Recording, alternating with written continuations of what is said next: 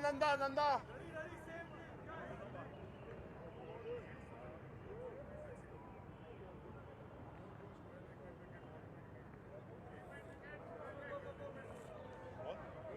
Ball ball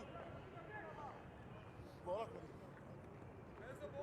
ball इधर ball है लो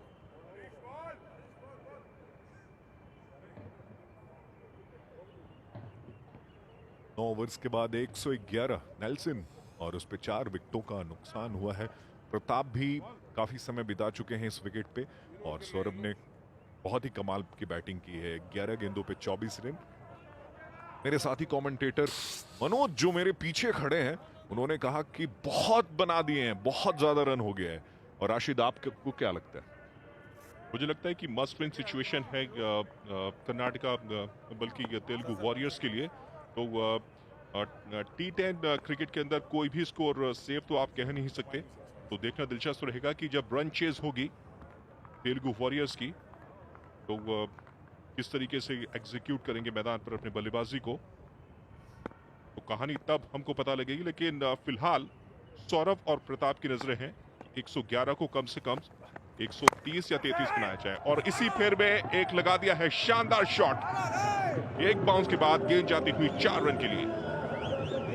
बढ़िया तरीके से पिक कर रहे हैं और प्रताप भी अब सोचा है उन्होंने भी क्या मुझे भी कुछ करना पड़ेगा क्योंकि नॉन स्ट्राइकिंग एंड से सौरभ ने अब हाथ खोल दिए हैं। प्रताप को तकलीफ है लेकिन उसके बाद भी खेल रहे हैं। और ये देखिए स्टंप के बाहर से एकदम सीधा लॉन्ग ऑफ पे फील्डर है, उसके पास मौका जरूर था लेकिन इतना फाइन खेल दिया कि वो इससे पहले कि 2 कदम बढ़े 4 रन के लिए। और ये पंजाबी भांगड़ा उसका सबूत देते हुए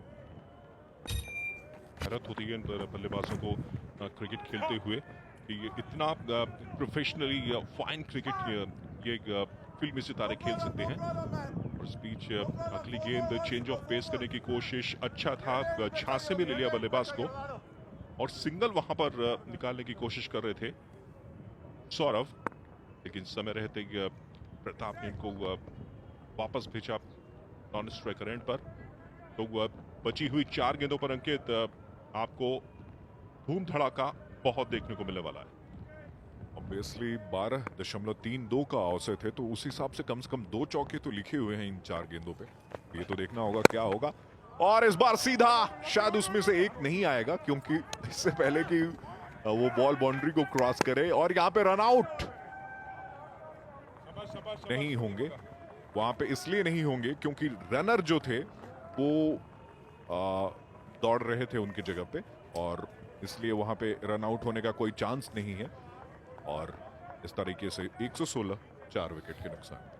बिल्कुल स्ट्रोक तो काफी शानदार था लेकिन उनकी इसी बल्लेबाजी को ध्यान में रखते हुए कप्तान ने जो लॉन्ग ऑफ और लॉन्ग ऑन का फील्डर है उसको थोड़ा सा स्क्वेरिश कर दिया था और इस कारण से फील्डर आसानी के साथ गेंद तक पहुंच सके।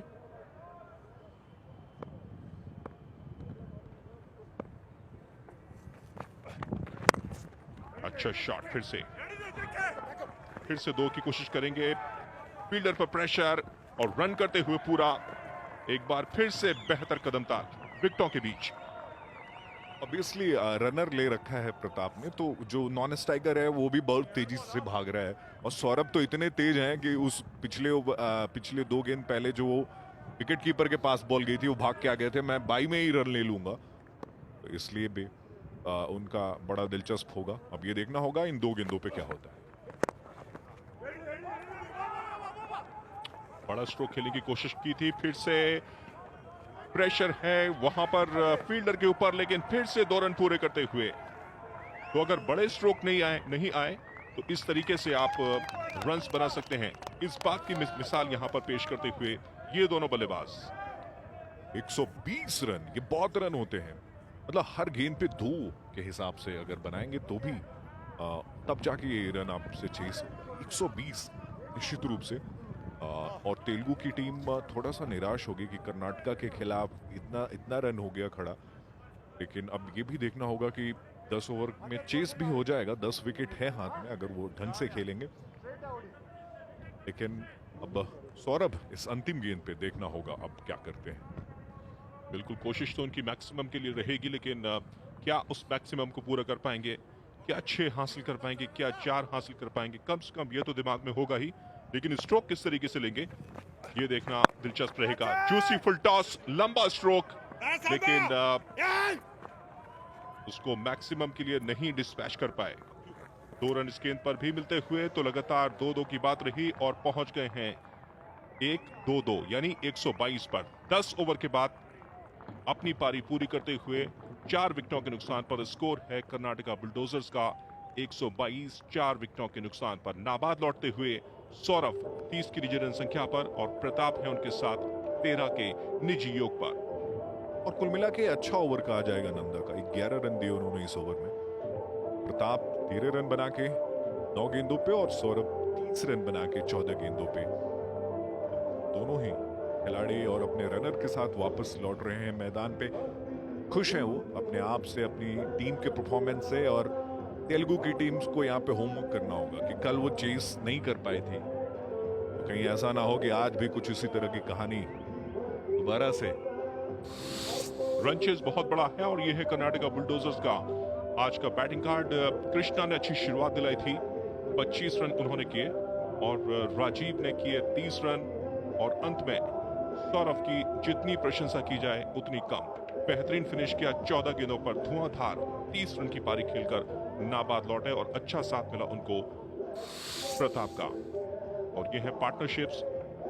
पहले विकेट की पार्टनरशिप कुछ खास नहीं कर पाई, 0 पर विकेट गिरा था, लेकिन उसके बाद कृष्णा और राजीव ने 46 रन जोड़े दूसरे विकेट के लिए और जयराम और राजीव के बीच 22 रन की पार्टनरशिप हुई मात्र 10 गेंदों पर।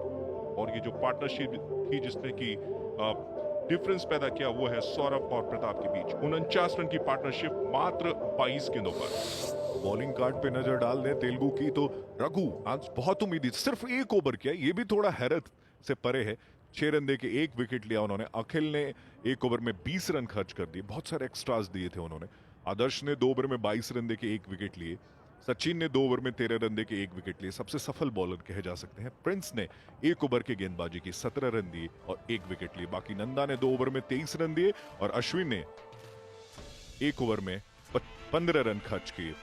तो ये रहा खेल अभी तक का। कर्नाटका ने अच्छी बैटिंग की, 122 बनाए और अब तेलुगु वॉरियर्स को इस मैच को जीतने के लिए 123 रन बनाने हैं 10 ओवर्स में।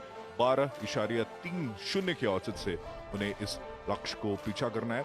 लेते हैं एक छोटा सा ब्रेक और ब्रेक के बाद चेस के साथ, लाइव एक्शन के साथ वापस लौटते हैं।